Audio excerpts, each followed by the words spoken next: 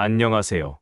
여러분, 오늘은 신약 성경 중 가장 짧은 편지 중 하나인 요한이서를 함께 살펴보는 시간을 갖겠습니다. 요한이서는 사도 요한이 한 교회나 특정 성도를 향해 쓴 편지로 택하심을 받은 부녀와 그의 자녀들에게 보내졌습니다. 이 편지가 쓰인 당시에도 영지주의 이단들이 교회를 위협하며 예수 그리스도의 성육신 육체로 오심을 부인하는 거짓 가르침을 전하고 있었습니다. 요한은 이 짧은 편지를 통해 진리를 굳게 붙잡고 서로 사랑하는 삶을 살라고 권면하며 거짓 교사들을 지배들이지 말라고 단호하게 경고합니다. 요한은 왜 이토록 진리와 사랑을 동시에 강조했을까요? 택하심을 받은 부녀는 누구를 의미하는 것이며 그가 전하고자 했던 핵심 메시지는 무엇이었을까요? 그리고 이 요한이서가 궁극적으로 오늘날 우리에게 전하는 진리 안에서 사랑을 실천하고 거짓에 단호히 맞서야 할 메시지는 무엇일까요? 우리는 요한이서 속에서 하나님의 말씀에 순종하며 서로 사랑하는 공동체의 모습을 발견하게 될 것입니다. 오늘 우리는 요한이서 한 장 전체를 시간 순서대로 살펴보며 진리와 사랑에 대한 요한의 메시지, 거짓 교사들에 대한 단호한 경고, 그리고 마지막 권면과 축복에 이르기까지 요한이서가 전하는 진리 위에 세워진 사랑의 메시지를 깊이 있게 묵상해 볼 것입니다.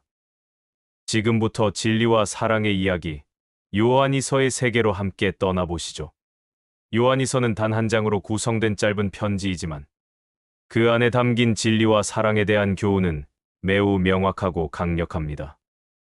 1점. 진리와 사랑의 조화. 요한이서 1에서 6절. 요한은 편지 서두에서 자신이 택하심을 받은 부녀와 그의 자녀들을 진리 안에서 사랑한다고 밝히며 진리 위에 세워진 사랑이 어떤 것인지 설명합니다. 서론과 진리 안에서의 사랑. 요한은 자신을 장로라고 소개하며 편지를 받는 대상인 택하심을 받은 부녀와 그의 자녀들 1절에게 문안합니다. 택하심을 받은 부녀는 특정 교회를 의인화한 표현이거나 실제 한 성도와 그 가족을 지칭하는 것으로 해석됩니다. 요한은 자신이 그들을 진리 안에서 참으로 사랑, 1절한다고 고백합니다. 진리가 우리 안에 거하여 영원히 우리와 함께할 것이미로다. 2절. 은혜와 긍휼과 평강이 하나님 아버지와 아버지의 아들 예수 그리스도께로부터 진리와 사랑 가운데서 우리와 함께 있으리라. 3절. 진리 안에서 행하는 삶. 4에서 6절. 요한은 내 자녀들 중에 우리가 아버지께 받은 계명대로 진리 안에서 행하는 자들을 내가 보니 심히 기쁘도다. 4절라고 말하며 믿음의 공동체가 진리 안에 거하고 있음을 기뻐합니다. 부녀여 내가 이제 내게 구하노니 서로 사랑하자. 이는 새 계명같이 내게 쓰는 것이 아니요 처음부터 우리가 가졌던 것이라. 5절.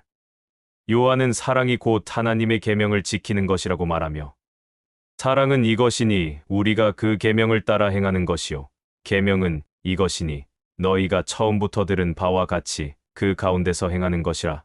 6절고 강조합니다. 2점. 거짓 교사들에 대한 단호한 경고. 요한이서 7에서 11절. 요한은 이 편지를 쓴 가장 중요한 이유인 거짓 교사들에 대한 경고를 시작합니다.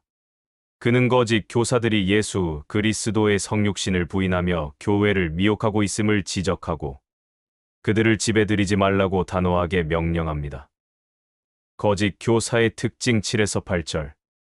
요한은 미혹하는 자가 세상에 많이 나왔나니 7절라고 말하며 그들의 가장 큰 특징은 예수 그리스도께서 육체로 오심을 부인하는 자. 7절라고 밝힙니다. 이들은 미혹하는 자요 적그리스도. 7절라고 단호하게 규정합니다. 이는 예수님의 인성을 부인하는 영지주의 이단을 겨냥한 것입니다. 요한은 성도들에게 너희가 우리의 일한 것을 잃지 말고 오직 온전한 상을 받으라. 8절고 권면하며 거짓 가르침에 미혹되지 않도록 깨어 있으라고 촉구합니다. 거짓 교사와 교제하지 말라. 9에서 11절. 요한은 예수 그리스도의 교훈 안에 거하지 아니하면 하나님을 모시지 못하나니 9절라고 말합니다. 누구든지 이 교훈을 가지지 않고 너희에게 나아가거든 그를 지배들이지도 말고 인사하지도 말라. 10절. 이 구절은 거짓 교사들의 가르침이 성도들에게 퍼지는 것을 막기 위한 강력한 경고입니다. 그에게 인사하는 자는 그 악한 일에 참여하는 자임이라. 11절. 요한은 거짓 교사와의 모든 교제를 단절하여 그들의 죄악에 동참하지 않도록 명령합니다. 3점. 마지막 권면과 축복. 요한이서 12에서 13절. 요한은 편지를 마무리하며 직접 만나서 말하고 싶은 마음을 표현하고 마지막으로 평안의 축복을 전합니다. 직접 만나기를 소망함. 12절. 요한은 내가 너희에게 쓸 것이 많으나 종이와 먹으로 쓰기를 원하지 아니하고 오히려 너희에게 가서 대면하여 말하려 하니 이는 너희 기쁨을 충만하게 하려 함이라. 12절고 말합니다. 이는 이 편지가 매우 중요하지만 글로 다 담을 수 없는 더 많은 교훈과 사랑을 직접 전하고 싶은 요한의 간절한 마음을 보여줍니다. 마지막 문안과 축복. 13절. 요한은 택하심을 받은 내 자매의 자녀들이 내게 문안하느니라. 13절. 라는 문안으로 편지를 끝맺습니다. 이는 요한과 그와 함께 있는 신앙 공동체가 편지를 받는 공동체와 영적인 교제를 나누고 있음을 보여주는 따뜻한 인사입니다. 우리는 오늘 요한이서 한 장 전체를 통해 진리 안에서 서로 사랑하는 삶의 중요성과 거짓에 대한 단호한 경계가 무엇인지를 살펴보았습니다. 요한이서는 비록 짧지만 오늘날에도 교회를 위협하는 이단과 거짓, 가르침에 대한 중요한 교훈을 제공하는 위대한 책입니다. 요한이서는 오늘날 우리에게 다음과 같은 중요한 영적 교훈을 남깁니다. 첫째, 참된 사랑은 진리 위에 세워져야 한다는 것입니다. 요한은 진리에서 벗어난 사랑은 참된 사랑이 아니라고 말합니다. 진리와 사랑은 결코 분리될 수 없는 믿음의 삶의 두 기둥입니다. 우리는 하나님의 말씀을 굳게 붙잡는 가운데 서로를 사랑해야 합니다.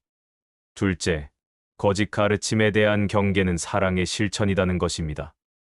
요한은 거짓 교사들을 집에 들이지 말라고 명령합니다. 이는 단순히 배타적인 태도가 아니라 공동체 전체가 거짓에 미혹되어 영적으로 파멸되는 것을 막기 위한 사랑의 행동입니다. 셋째, 하나님의 계명을 지키는 것이 곧 사랑이라는 것입니다. 요한은 사랑이 단순히 감정적인 것이 아니라 하나님의 말씀에 순종하고 그 계명을 지키는 삶의 행동으로 나타나야 한다고 가르칩니다. 넷째, 진리 안에 거하는 삶은 영원한 상을 받게 한다는 것입니다.